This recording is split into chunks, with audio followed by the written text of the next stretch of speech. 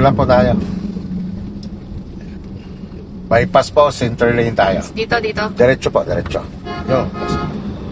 Magbigyan mo lang. Yan, center lane. Dito, sir. Tama, yan. Dito naman ang maximum dito ay 60. Rumbles. Ibig sabihin mag-slow down ka kasi nga may intersection. Bawas ikaw ng gear. Second gear. Sulyap kaliwa. Wala, pasok.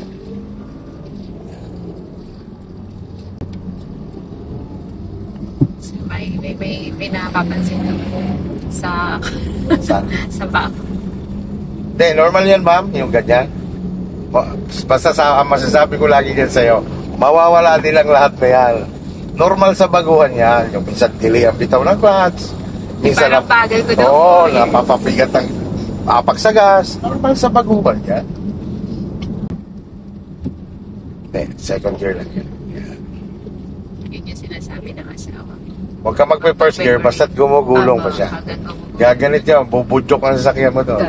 Oo. So, sir, okay lang po mag-isang kamay ako. Opo. Normal lang po yan. Kasi manual, manual po yan dinadrive nyo. Kaya talagang yung isang kamay nyo sa, yung kanan nyo, talagang nagiging busy yan sa gear stick. Kasi dagdag bawas yan eh. At saka manageable nyo naman po ang manibela kahit naka one hand kayo. Siyempre, kapag ikaw nasa momentum na ng 5th gear, nasa expressway ka, yun na yung tipong hindi ka na pwede nagwa one hand.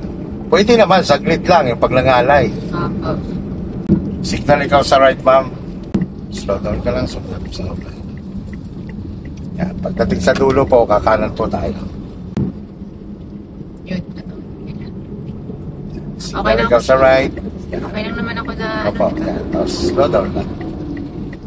Sulyap sa kaliwa, masanay, sulyap sa kanan. Pasok sa kanan.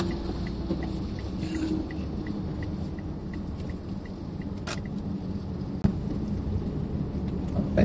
Wow, naka-second gear pala ako. Ayun, opo. Hindi mo kailangan mag-first gear doon. Pwede lang kung napatigil ka. Kasi nga, kaya ka lang naman nag-observe, nag-slow down. Kasi nga, kasabay mong kumaliwa yung papunta ron. So, may shield ka sa kanan. So, hindi lahat ng kumakaliwa or lumiliko na magpe-first gear ka. May mga time na kahit naka-second gear ka. Yun. Lalo na kung tingin mo naman ay nasa momentum ka na, pwede ka na mag-diretso. Yun. Pero dapat nagbigay ako.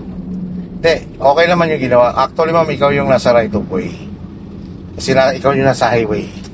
Siya yung papasok eh. Tapos pa-right naman po tayo dyan.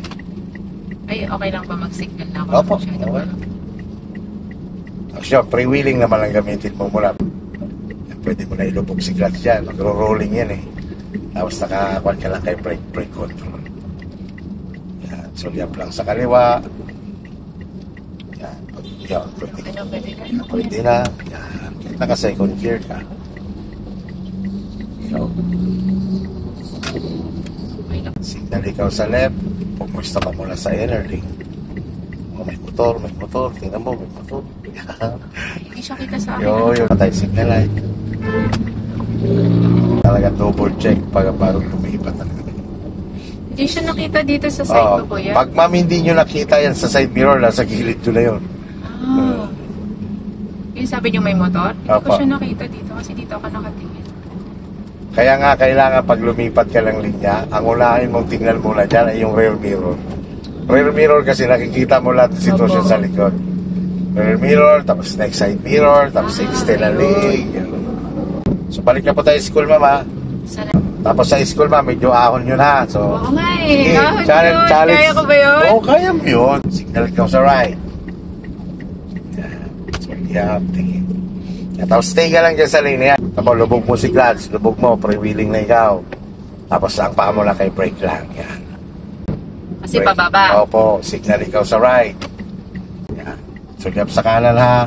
Yung side mirror na to, aalay mo lang dito sa gilid. Sige. Sang gilid po? Ito, unang side ng gate. Yan, ganyan. Stop. Agad ang kanan. Sasagot ko siya. Yan. Sige, move. Biting point lang ha. Masyado magagas. Biting point lang po. Pabalik ang manubela isa. Yan. Bitaw si clutch. Gas. Gas. Okay, balik ng isang manubela. Isa pa ulit. Gas. Gas lang. Okay, gas lang. Yes. Clutch brake. Clutch brake. Yan. Di ba? Sabi. You try.